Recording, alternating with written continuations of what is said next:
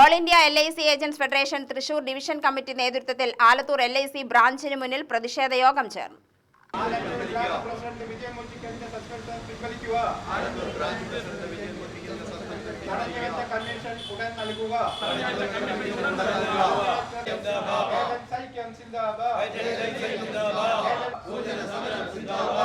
Federation branch president Vijayan മൂച്ചിക്കലിനെ suspend ചെയ്തതിൽ പ്രതിഷേധിച്ചായിരുന്നു യോഗം ചേർന്നത്. ഡിവിഷൻ പ്രസിഡന്റ് ബാലമുകുന്ദൻ ഉദ്ഘാടനം ചെയ്തു.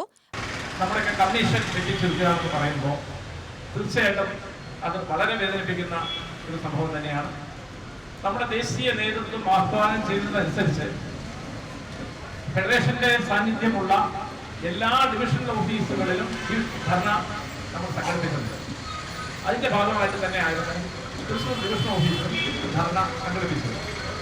സാധാരണ നമുക്കറിയാം, ധർണയ്ക്ക് നമ്മളെ ഡിവിഷൻ മാനേജറെ കണ്ട് ബഹുമാനപ്പെട്ട ഡിവിഷൻ മാനേജറെ കണ്ട് കത്ത് കൊടുക്കുമ്പോൾ ആ ധർണ നടത്തിക്കോളൂ എന്നും പറയാനുള്ള ഒരു കൺസെന്റ് ഒന്നും തരാനുള്ള അധികാരമൊന്നും അദ്ദേഹത്തിനില്ല. സാധാരണ അങ്ങനെ പതിവില്ല.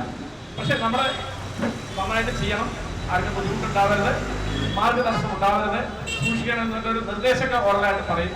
നമ്മൾ അങ്ങനെ ധർണകൾ നടത്തും. ബ്രാഞ്ച് പ്രസിഡന്റ് വിജയൻ മൂച്ചിക്കൽ അധ്യക്ഷനായി. ജില്ലാ പ്രസിഡന്റ് ബേബി വർഗീസ് മുഖ്യപ്രഭാഷണം നടത്തി.